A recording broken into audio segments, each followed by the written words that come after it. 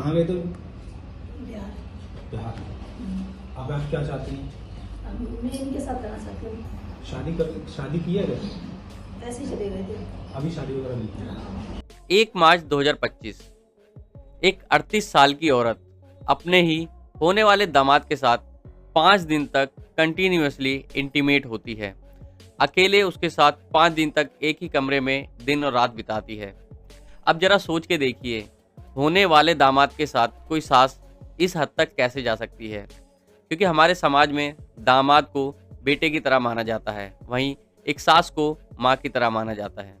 जानेंगे पूरी घटना, लेकिन उससे पहले हम आपके लिए अलग अलग स्टेट से अलग अलग क्राइम ढूंढ के लाते रहते हैं, ताकि आप कभी ऐसी किसी क्राइम का हिस्सा ना बन सकें। इसलिए हमारे चैनल को सब्सक्राइब करके बेल के आइकन को जरूर दबा लें।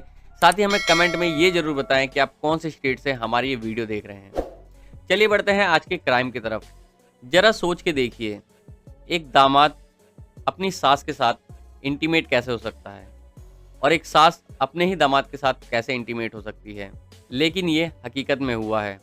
ये न्यूज़ पूरे इंडिया में बहुत ही तेज़ी से फैल रही है। आपने कहीं ना कहीं से ये बात सुनी भी होगी, सपना राहुल कांड, जिसमें जो दामाद था अपनी शादी से 10 दिन पहले ही अपनी सास को लेकर फरार हो जाता है।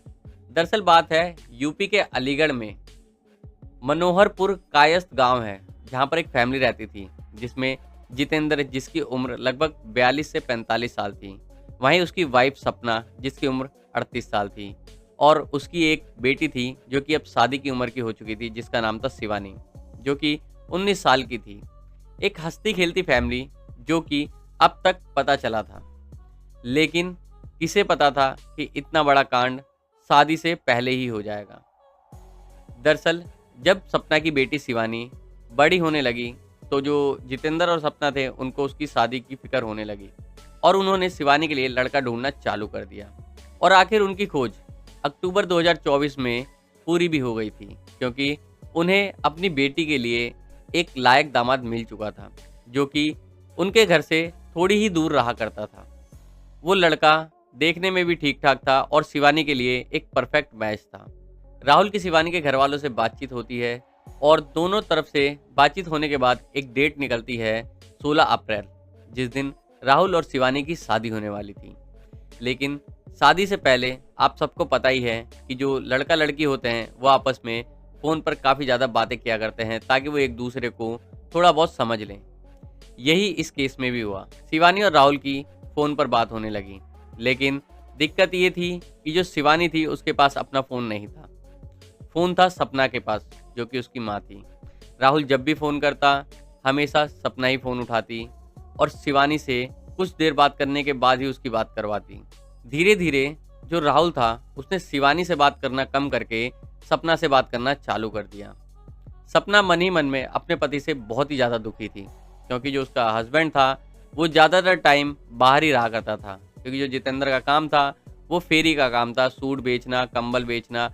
इस सिलसिले में वो काफ़ी टाइम घर से बाहर ही रहता था। एक एक दो दो दिन या कई बार हफ्तों तक वो अपने घर नहीं आया करता था। इस चीज़ से जो सपना थी वो और भी ज़्यादा परेशान थी। आखिरकार जब उसकी बात उसके दामाद से होने लगी, तो इनकी बात जो थी वो धीरे धीरे अब बढ़ने लगी। पहले ये लोग लगभग 2-4 मिनट बात करते थे, लेकिन अब जो इनकी बातचीत होती थी वो घंटों में हो चुकी थी।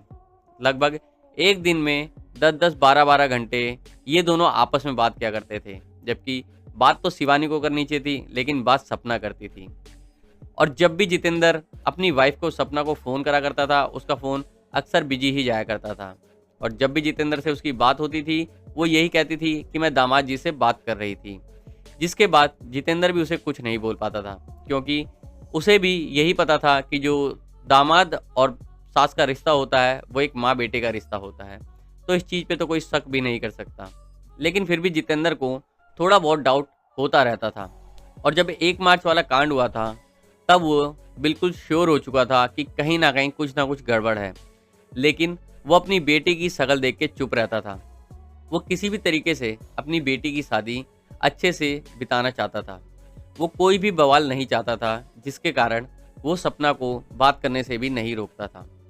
उसको इस बात का अंदाज़ा नहीं था कि सपना को उसका ना रोकना कितने बड़े अंजाम पे ले जा सकता है। अब दिन आता है 6 अप्रैल। 6 अप्रैल को जो जितेंद्र की वाइफ होती है सपना, वो जितेंद्र को कहती है कि एक कार्ड मेरी बहन के भी घर पे दे आओ, अब ज़्यादा टाइम बचा नहीं है। जितेंद्र राजी हो जाता है और सुबह कार्ड लेकर निकल जाता है। लगभग उसे घर वापस आते आते रात के 8 बज जाते हैं। जब वो घर पे आता है वो देखता है कि उसकी वाइफ जो है सपना, वो घर पे है ही नहीं। वो उसे फ़ोन करता है। सपना उसे कहती है कि मैं अभी मार्केट में हूँ, तो कभी कुछ बोलती है कभी कुछ बोलती है, लेकिन उससे क्लियर नहीं बताती कि वो है कहाँ और कितनी देर में आएगी। इस बात को लगभग 1-2 घंटा बीत जाता है। अब सपना का फ़ोन स्विच ऑफ आने लगा था। जितेंद्र को कहीं ना कहीं शक अपने दामाद पे ही था। वो सीधा अपने दामाद को फ़ोन मिलाता है और कहता है कि सपना कहाँ है। पहले तो राहुल मना करता है, लेकिन जितेंद्र उससे बार बार यही कहता है कि मुझे सब कुछ पता है, मैं जानता हूँ तुम लोगों का क्या चल रहा है, तो मुझे सच सच बता दो, घर में सब परेशान हो रहे हैं। राहुल बहुत देर तक खामोश रहने के बाद जितेंद्र को बोल ही देता है कि तुमने सपना की ज़िंदगी 20 साल से नरक कर रखी है और अब वो मेरे पास है और वो घर वापस नहीं आएगी, वो मेरे साथ ही रहेगी और अब हम दोनों एक साथ ही रहेंगे। ये सुनते ही जितेंद्र के पैरों तले ज़मीन खिसक जाती है। उसे बिलीव ही नहीं होता कि आखिर हो क्या गया, क्योंकि महज 10 दिन रह गए थे उसकी बेटी और राहुल की शादी में। लेकिन शादी से पहले ही जितेंद्र की वाइफ ही राहुल के पास रहने चली गई। अब ये बात वो किसी को बता भी नहीं पा रहा था। फ़ोन कटने के बाद भी लगभग वो पूरी रात दरवाजे की तरफ देखता रहा कि सपना घर कब आएगी, लेकिन सुबह हो जाती है, सपना घर नहीं आती। अब उसे ये बात किसी ना किसी को तो बतानी थी और कहीं ना कहीं से इस प्रॉब्लम का सॉल्यूशन लेना था। वो अपने रिश्तेदारों को बुलाता है और अपने रिश्तेदारों से ही सारी बातें बताता है। रिश्तेदार कहते हैं वाइफ को छोड़ो, पहले अपना घर चेक करो, घर से कुछ गायब तो नहीं है। जितेंद्र उनकी बात सुनने के बाद अपने घर में चेक करता है। जब चेक करता है तो वो दोबारा पूरी तरह से शॉक हो जाता है, क्योंकि उसके घर से लगभग 3.5 लाख रुपए कैश और लगभग 5 लाख की ज्वेलरी गायब थी। और उसका शक सीधा सीधा सपना पे ही जाता है, क्योंकि ऐसे केस में जाहिर सी बात है शक उसी पे जाएगा जो घर छोड़ के भागा है। अब वो समझ नहीं पाता वो करे तो करे क्या, क्योंकि जो शादी में टेंट वगैरह का, खाना वगैरह का खर्चा था, उन सब की वो पेमेंट एडवांस में दे चुका था। अब वो लोग जाते हैं सीधा police station. Jitendra police station जाते ही पुलिस वालों को सारी बात बताता है कि उसे कैसे अपने ही दामाद पे डाउट हुआ और कैसे उनकी स्टोरी चल रही थी। लेकिन पुलिस वाले एफआईआर नहीं लिखते, क्योंकि राहुल और सपना दोनों ही 18+ थे और दोनों ही अपनी मर्जी से गए थे।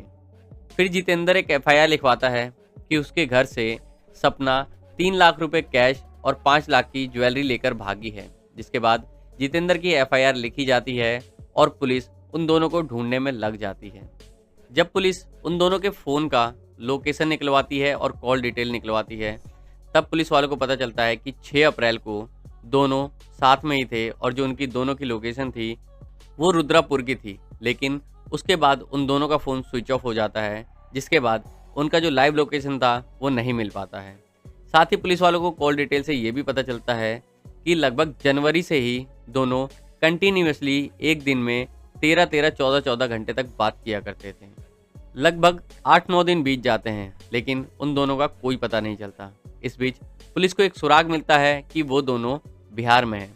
जिसके बाद पुलिस वाले एक टीम भेजते हैं, जहां से उन्हें 16 अप्रैल को गिरफ्तार किया जाता है। जिसके बाद उन दोनों को थाने लाया जाता है। थाने में लाने के बाद जो सपना थी उसका ये बयान होता है कि जो मेरे हस्बैंड है वो मुझे सिर्फ 1500 रुपये देते हैं घर चलाने के लिए, और उसमें भी वो मुझसे हिसाब मांगते हैं। साथ ही हम दोनों की बहुत लड़ाइयाँ होती थी और जब भी लड़ाई होती थी ये यही बोलते थे जा अपने दामाद के साथ ही रह ले। वहीं से मेरे मन में ये ख्याल आया। साथ ही जो उसने जितेंद्र पे एलिगेशन लगाई कि जो जितेंद्र है वो सुबह शाम दिन रात हमेशा दारू के नशे में रहा करता था, जिसके वजह से जो उसके साथ मेरी ज़िंदगी थी वो बिल्कुल दुश्वार हो चुकी थी और मैं अब उसके साथ सर्वाइव नहीं कर पा रही थी। हालांकि ये जो केस है ये अभी भी ओपन है, किसी को इस केस में कोई सज़ा नहीं मिली। और जहाँ तक चोरी की बात रही, सपना ने साफ मना कर दिया कि उसका उन पैसों से और गहनों से कोई लेना देना नहीं है और ये केस अभी भी चल रहा है। बाकी जो भी फैसला होता है हम आपको वीडियो के माध्यम से ज़रूर बताएंगे, इसलिए चैनल को सब्सक्राइब करना ना भूलें। धन्यवाद।